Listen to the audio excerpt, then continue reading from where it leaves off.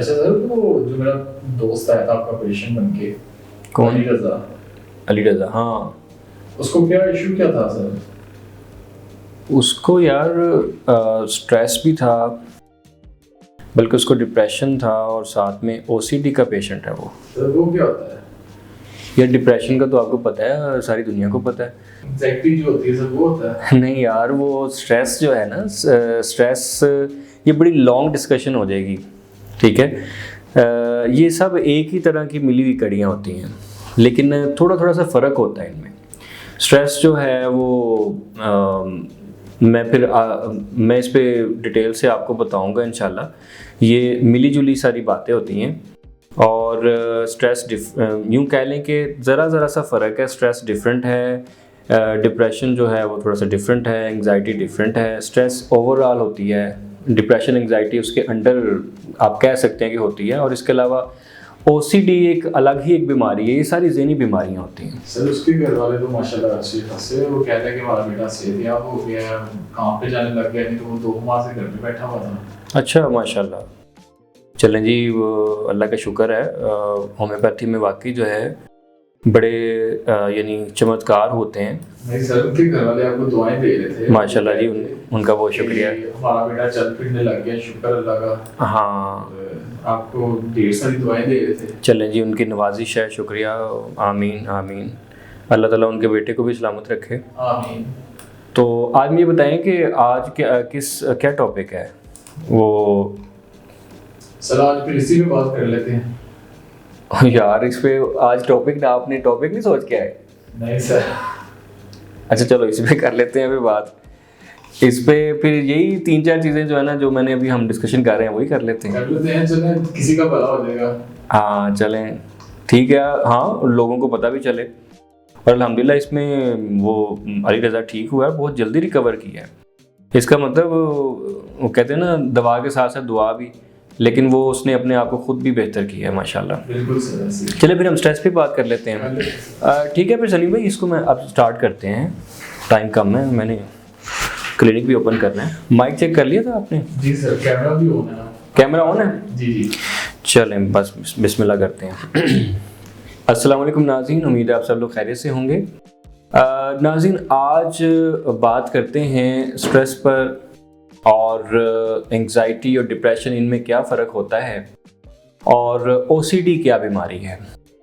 अच्छा, हमें बहुत सारा कन्फ्यूजन रहता है, हम अक्सर कन्फ्यूजन का शिकार रहते हैं कि जब आप किसी से पूछते हैं कि भाई आपको क्या है, जी मुझे स्ट्रेस है। आपको क्या है, जी मुझे एंग्जाइटी है। आपको क्या है जनाब, जी मुझे डिप्रेशन है। तो या मैं मुझे प्रॉब्लम हो रही है। और कई लोग इसमें कंफ्यूज हो रहे होते हैं, उन्हें ये नहीं पता होता कि उनको क्या प्रॉब्लम है। बेसिकली ये पता होना भी ज़रूरी है। और अगर आप किसी यानी मुआलिज के पास जाते हैं, डॉक्टर के पास जाते हैं, तो वहाँ जाकर यानी अगर आपको बेहतर पता हो तो आप अपने आप को डिस्क्राइब भी कर सकते हैं, अपनी अलामात के बारे में भी बता सकते हैं। और अगर नहीं पता तो डॉक्टर को उसको अपना काम करने दें कि वो क्या डायग्नोसिस कर रहा है, वो क्या तशखीस कर रहा है। लेकिन मैं आपको थोड़ा सा इसमें बताता चलूँ कि स्ट्रेस जो है वो आप कह सकते हैं कि वो ओवरऑल है और एंग्जाइटी और डिप्रेशन उसके अंडर होते हैं एक हद तक। लेकिन अगर इनको अलग अलग डिफ़ाइन किया जाए तो जिस्म और दिमाग का किसी दबाव या चैलेंज के जवाब में जो रद्द-ए-अमल होता है, अगर ये ज़्यादा अरसा बरकरार रहे तो ये एंग्जाइटी या डिप्रेशन का ख़तरा बढ़ा सकता है और ये स्ट्रेस होता है। ठीक है जी। और वैसे एंग्जाइटी क्या होती है? मुस्तक़बिल में होने वाले जो मुमकिन ख़तरात होते हैं या मसाइल होते हैं, उनकी हद से ज़्यादा फ़िक्र करना, बेचैनी होना और खौफ का शिकार होना। जैसे कोई बच्चा, आजकल मैट्रिक के एग्ज़ाम्स हुए हैं और मेरे पास जो है ना एक as a student, as a assistant जो है ना, एज एन असिस्टेंट मेरे पास एक बच्चा आया कि मैं काम करना चाहता हूँ। तो मैंने कहा आप ज़ाहिर है आपने आगे एडमिशन लेना होगा, तो आप अभी अपने आगे पढ़ाई की फ़िक्र करें, काम आप बाद में कर लीजिएगा। लेकिन साथ ही साथ मैंने देखा कि उसको बहुत ज़्यादा एंग्जाइटी थी, यानी कि क्या होगा सर, मैं बहुत परेशान हूँ कि मेरा एडमिशन होगा कि नहीं होगा, मैं फ़लाँ यूनिवर्सिटी में एडमिशन लेना चाहता हूँ, लेकिन मैं कर पाऊँगा कि नहीं कर पाऊँगा, मैं बहुत ज़्यादा परेशान हूँ, तो मैं क्या करूँ, मुझे समझ नहीं आ रही। तो इसे आप एंग्जाइटी कह सकते हैं, मुस्तकबिल के बारे में परेशान होना।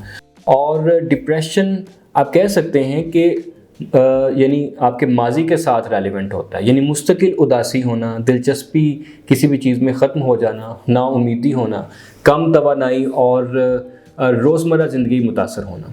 लेकिन OCD क्या है? OCD यही आज हमारा बेसिक टॉपिक था कि OCD, what is OCD? Obsessive compulsive disorder. ये एक ज़हनी सेहत की बीमारी होती है जिसमें दो बुनियादी चीज़ें होती हैं। एक तो ऑब्सेशंस होते हैं, यानी वसवसे या बार बार आने वाले ऐसे ख़यालात जो या तस्वीर या ख़दशात जो बार बार जहन में आएँ और इंसान चाह कर भी उन्हें रोक ना सके। और दूसरा इसका जो पार्ट है वो है कंपल्शंस, यानी मजबूरी वाले अमाल जो होते हैं। इन ख़यालात से पैदा होने वाली बेचैनी कम करने के लिए बार बार एक ही काम करना। मैं आपको मिसाल दे देता हूँ कि बार बार ये ख्याल आना कि हाथ गंदे हैं, फिर बार बार हाथ धोना, और बार बार शक होना कि दरवाज़ा लॉक किया या नहीं किया, फिर कई मरतबा जा कर चेक करना, बार बार वज़ू करना या नमाज के बारे में शक आना और उन्हें दोहराना हालांकि ज़रूरत ना हो। ये सब जो हैं ये OCD की अलामात हैं।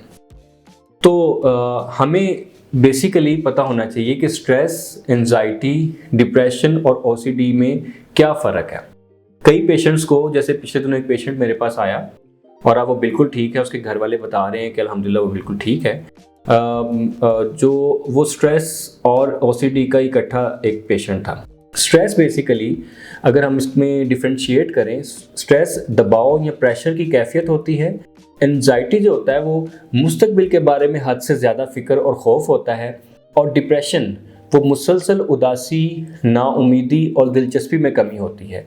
और जो OCD है वो बार बार आने वाले वसवसे और उनकी वजह से बार बार एक जैसे अमाल करना, एक जैसे काम करना। तो OCD में अक्सर एंग्जाइटी भी होती है क्योंकि वसवसे जो हैं वो शदीद बेचैनी पैदा करते हैं, और बार बार किए जाने वाले आमाल आर्जी तौर पर यानी बार बार किए जाने वाले जो काम हैं वो आर्जी तौर पर उस बेचैनी को कम करते हैं। तो हम कह सकते हैं कि OCD एक ऐसी बीमारी है जिसमें इंसान बार बार आने वाले नापसंदीदा ख़यालात की वजह से बेचैनी महसूस करता है और उस बेचैनी को कम करने के लिए बार बार मखसूस काम करने पर मजबूर हो जाता है। और यहाँ पे मैं मज़े की आपको बात बताऊँ, बल्कि आपको पते की बात बताऊँ कि होम्योपैथी में, सिर्फ होम्योपैथी में इस चीज़ का इलाज मौजूद है। मतलब इंसान को कोई बहुत बड़ा दावा तो नहीं करना चाहिए, लेकिन मैंने 20 लोगों को सही होते देखा है जो कि 20-20, 21-21, 22-22 साल से जो है मुख्तलिफ तरीक़ा इलाज पर थे और उनकी OCD ठीक नहीं हो पा रही थी। लेकिन अल्हम्दुलिल्लाह मेरे पास या मेरे जैसे और बहुत सारे जो हमारे होम्योपैथिक दोस्त हैं, होम्योपैथिक डॉक्टर दोस्त हैं, उनके पास आए और उनकी OCD की प्रॉब्लम बिल्कुल ठीक हो गई।